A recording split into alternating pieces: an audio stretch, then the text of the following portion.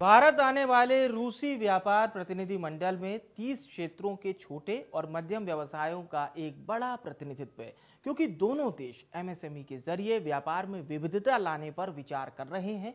देश के कई राज्यों ने नई दिल्ली और मॉस्को के संयुक्त प्रयासों के बीच व्यापार संबंधों को मजबूत करने में रुचि जताई है, जिसमें मध्य प्रदेश भी एक राज्य है। मध्य प्रदेश के एमएसएमई मंत्री ओम प्रकाश सकलेचा ने बताया कि प्रदेश में फार्मास्यूटिकल्स, खाद्य प्रसंस्करण और वस्त्र जैसे क्षेत्रों में भारतीय और विदेशी कंपनियों के बीच सहयोग विकसित करने के लिए बड़े पैमाने पर अवसर हैं।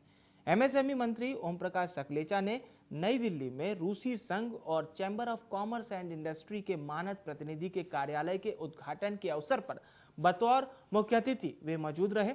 दरअसल रूसी संघ और chamber of commerce and industry ने 3 से 7 अप्रैल तक भारत में एक बड़े व्यापार प्रतिनिधि मंडल की अगुवाई की है। इस दौरान ओम प्रकाश सकलेचा ने बताया कि पिछले कुछ सालों में भारत में विनिर्माण क्षेत्र में तेजी आई है, जिसका श्रेय प्रधानमंत्री नरेंद्र मोदी के मेक इन इंडिया के विकास को जाता है।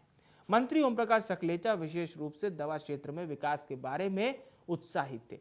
आधिकारिक आंकड़ों की माने तो देश के फार्मास्यूटिकल उत्पादन में अकेले मध्य प्रदेश का हिस्सा 21% है। भारत मौजूदा समय में दुनिया में कम लागत वाली जेनेरिक दवाइयों का सबसे बड़ा आपूर्तिकर्ता है। वहीं ओम प्रकाश सकलेचा ने रूस के चैंबर ऑफ कॉमर्स और उद्योग जगत से भारत में पधारे रूसी प्रतिनिधि मंडल को निवेश के लिए मध्य प्रदेश में आमंत्रित किया।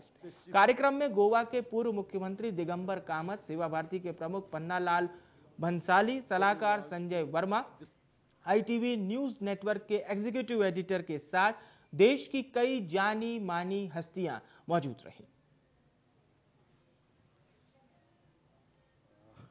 Well, it's a great pleasure to welcome all of the guests from Russia, and sitting with me on the desk, the President of Chamber of Commerce, the in charge for India, and local embassy's first trade secretary, and all the dear friends. I welcome all of you first from Russia to India.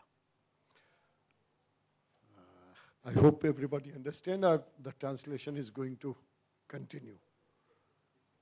It's clear?